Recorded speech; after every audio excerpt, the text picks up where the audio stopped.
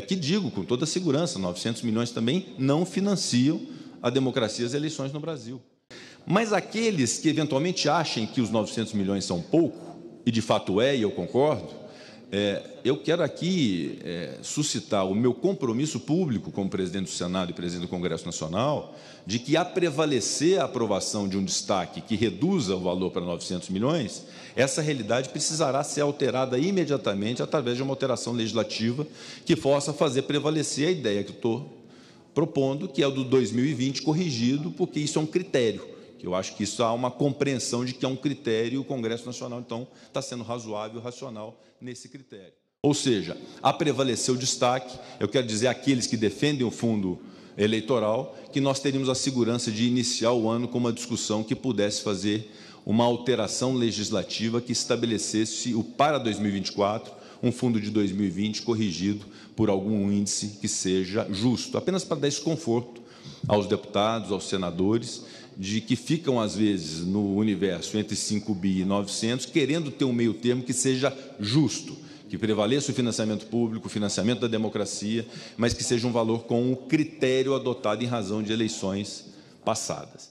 Bom, essa sessão do Congresso Nacional é a última do ano, nós temos os PLNs a serem apreciados, inclusive um dos PLNs, a lei orçamentária. Há requerimentos de obstrução do Partido Novo, a deputada Adriana falará a respeito. Eu queria inicialmente fazer uma proposta de encaminhamento de votação dos PLNs, de uma votação conjunta dos PLNs, obviamente resguardado o registro do voto contrário daqueles que assim o quiserem em relação ao mérito, inclusive da lei orçamentária. E há, além dos textos principais dos PLNs, inclusive da LOA, dois destaques. Um destaque do Partido Novo, que foi por adesão, cuja admissibilidade precisa ser votada anteriormente. Há um requerimento de admissibilidade do destaque do Novo relativamente ao valor do fundo eleitoral. E há um requerimento também de destaque do Republicanos do Senado, que tem o mesmo teor, embora com características diferentes, mas tem o mesmo teor relativo também ao aumento do valor do fundo eleitoral. Esse prescinde de requerimento de admissibilidade. Muito bem. A proposta que faço é que possamos ter uma concertação em relação à aprovação da LOA, restringindo, nesse instante, até pela natureza dos destaques, a controvérsia quanto ao fundo eleitoral.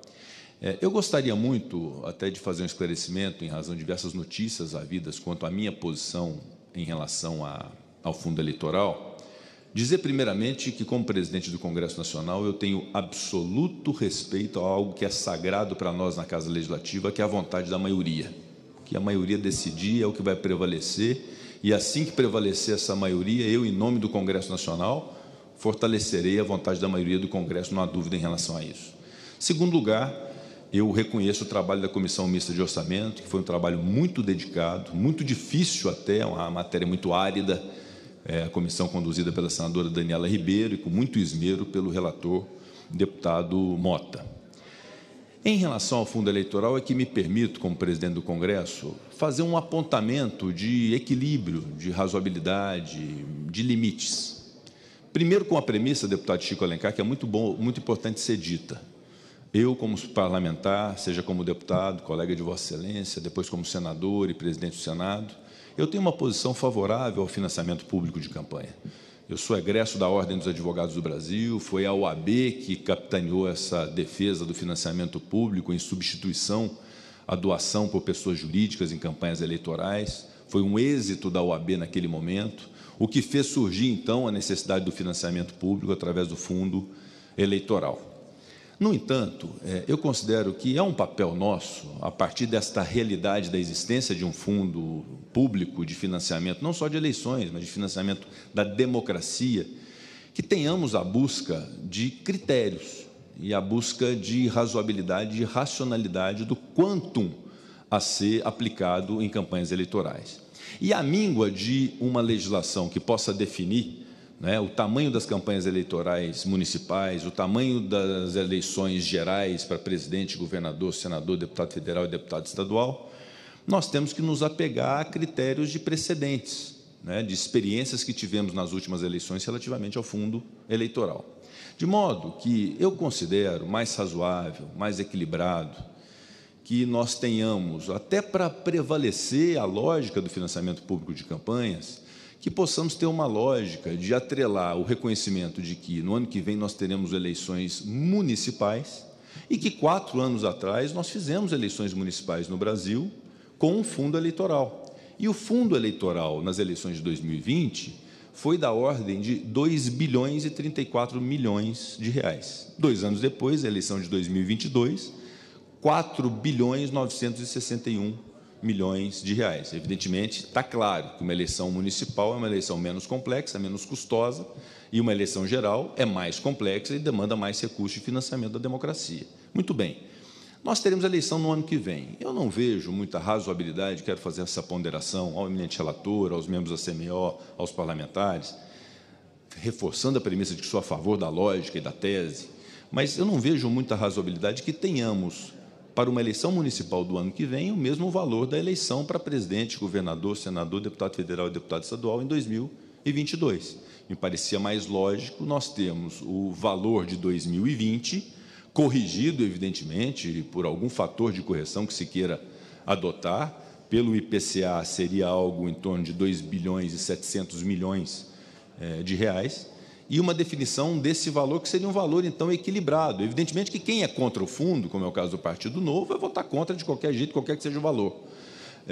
E quem é a favor vai reconhecer que esta é uma lógica que me parece razoável, me parece equilibrada, me parece que preserva o Instituto, porque o valor de 5 bi, não há dúvida, se for vontade da maioria, nós respeitaremos, mas o valor de 5 bi, ele, primeiro, a prevalecer, ele é o início do fim do financiamento público. Ano que vem, nós estaremos a discutir o retorno do financiamento de pessoas jurídicas em campanhas eleitorais. Eu não tenho dúvida disso.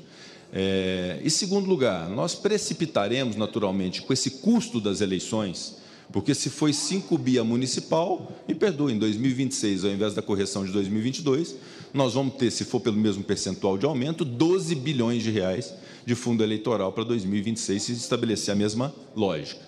Então, além de contaminar uma lógica que é interessante de financiamento público de campanhas, nós estamos também a precipitar uma outra grande discussão que nós haveremos de fazer, e no Senado nós faremos, sobre fim da reeleição, sobre coincidência de mandatos, sobre mandato de 5 anos, porque o custo das eleições no Brasil é algo impraticável.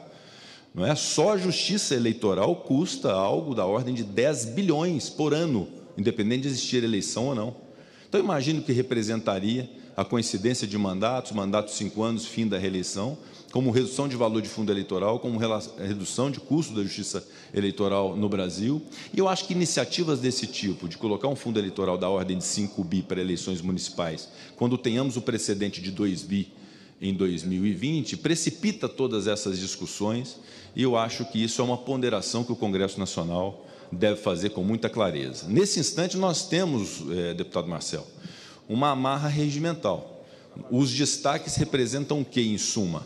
Ou a prevalência do valor de 5 bi, ou a prevalência do projeto original para se discutir inicialmente, que é de 900 milhões. Aqui digo, com toda segurança, 900 milhões também não financiam a democracia e as eleições no Brasil. Não é? Então, nós temos uma dificuldade hoje de fazer prevalecer uma proposta de 2020 com a correção, que é o chamado meio termo. Nós iríamos para 8 ou 80. Ou se acolhe o destaque para baixar para 900, ou se rejeita o destaque para manter os 5 bi. E aí, o que eu quero dizer? Se não houver um encaminhamento de composição de acordo do plenário em relação a um valor que seja o meio termo disso, eu quero dizer àqueles deputados que votam pelo 5 bi, que eu respeito a decisão, há até uma tendência de que seja a maioria, não há problema algum nisso, mas aqueles que eventualmente achem que os 900 milhões são pouco, e de fato e eu concordo, eu quero aqui suscitar o meu compromisso público como presidente do Senado e presidente do Congresso Nacional de que, a prevalecer a aprovação de um destaque que reduza o valor para 900 milhões, essa realidade precisará ser alterada imediatamente através de uma alteração legislativa que possa fazer prevalecer a ideia que eu estou propondo, que é o do 2020 corrigido, porque isso é um critério. Eu acho que isso há uma compreensão de que é um critério e o Congresso Nacional, então, está sendo razoável e racional nesse critério. Ou seja, a prevalecer o destaque, eu quero dizer àqueles que defendem o fundo eleitoral, que nós teríamos a segurança de iniciar o ano com uma discussão que pudesse fazer uma alteração legislativa que estabelecesse para 2024 um fundo de 2020 corrigido por algum índice que seja justo, apenas para dar esse conforto aos deputados, aos senadores, de que ficam, às vezes, no universo entre 5 bi e 900, querendo ter um meio termo que seja justo, que prevaleça o financiamento público, o financiamento da democracia, mas que seja um valor com o critério adotado em razão de eleições passadas. Então, eu gostaria apenas de externar essa posição de maneira muito clara, para conforto dos parlamentares. O que eu estou buscando fazer é encontrar uma solução para esse tema. Repito, eu sei que quem é contra o fundo eleitoral, 5 bi ou 3 bi ou 2 bi e meio, continua sendo um assinte, entre aspas. A própria parte da população pode entender que seja isso, mas eu não posso me render a um populismo ou a uma demagogia, até porque não é do meu feitio. Eu defendo o financiamento público, defendo o fundo eleitoral, pelo menos por enquanto, eu defendo o fundo eleitoral, se não errarmos na condução dele, mas eu estou propondo um valor que seja um valor minimamente aceito, minimamente razoável, a partir de uma lógica, que é a lógica que eu acabei de explicar, que eu acho que, se prevalecer, nós coroaremos uma lógica do Congresso Nacional, que promulgou a reforma tributária, que votou tantas matérias importantes, para depois de um trabalho de um ano longo, difícil, de tantas entregas que fizemos para a sociedade, sermos taxados como uma casa que não teve o equilíbrio necessário para tratar de fundo eleitoral, porque não é só o problema de 2024, é que esse percentual de aumento de 2020 para 2024, se adotado nas eleições de 2026, significará o fundo eleitoral de 2026 um universo absolutamente inapropriado de mais de 10 bilhões de reais. Eu quero aqui dizer que essa mesma lógica que eu estou aqui estabelecendo para as eleições municipais, de correção do valor de 2020, eu o farei em 2026, não mais sentado na cadeira de presidente, mas eu o farei em relação às eleições de 2023. Será o valor de 4.961 corrigido em 2026. Eu defenderei isso mesmo a contragosto de muitos, mesmo sendo uma causa impopular. Mas eu considero que ela é honesta, ela é justa, equilibrada, racional. Eu gostaria de propor essa discussão plenária, eventualmente um acordo com o eminente relator que pudesse dar esse encaminhamento de meio termo. Assim, logicamente, a gente está aqui para construir e, principalmente, colocar o interesse do Brasil, do brasileiro e do cidadão em primeiro lugar. Como o senhor bem sabe, tanto na Comissão Mista de Orçamento, desde a Lei de Diretrizes Orçamentárias, nós apresentamos destaques, e um deles, um era para fundo zero, sim, porque a gente é a favor de financiamento privado. Então, se o ano que vem há um compromisso de trazer isso para o debate, até para retornar, a gente realmente não defende financiamento público, principalmente pela ausência de critério de distribuição que acontece nos partidos. Todo mundo vê isso. Quem manda é o cacique partidário, tem muitos que não recebem nada, outros que recebem 100 mil e outros que recebem 2 milhões e meio, 3 milhões. Então, pela ausência de critério, por ser uma coisa subjetiva e não clara e não transparente, a gente realmente é contra da maneira que está.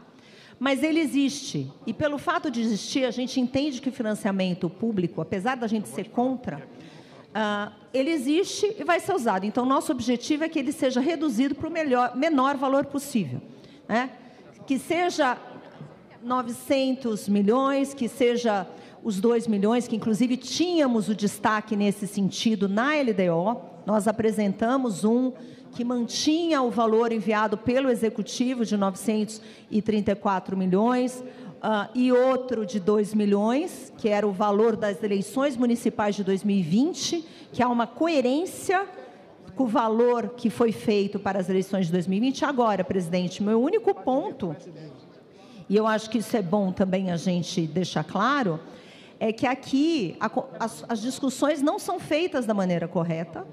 As discussões são resolvidas numa sala fechada com alguns líderes partidários e com os presidentes das casas. Nós, parlamentares, principalmente, ficamos indignados porque o senhor está falando que vai trazer esse debate para o próximo ano. Eu gostaria de entender se vai ser formada uma comissão, se vai ser um grupo de trabalho. Por quê? Porque, geralmente, eu não quero que o ano que vem até pelo poder que hoje os donos de partidos, líderes partidários e os presidentes da casa possuem, se isso vai ser uma coisa democrática, onde todos os parlamentares vão poder opinar, ou vai ser uma coisa da decisão de poucos, como foi esse aumento do fundo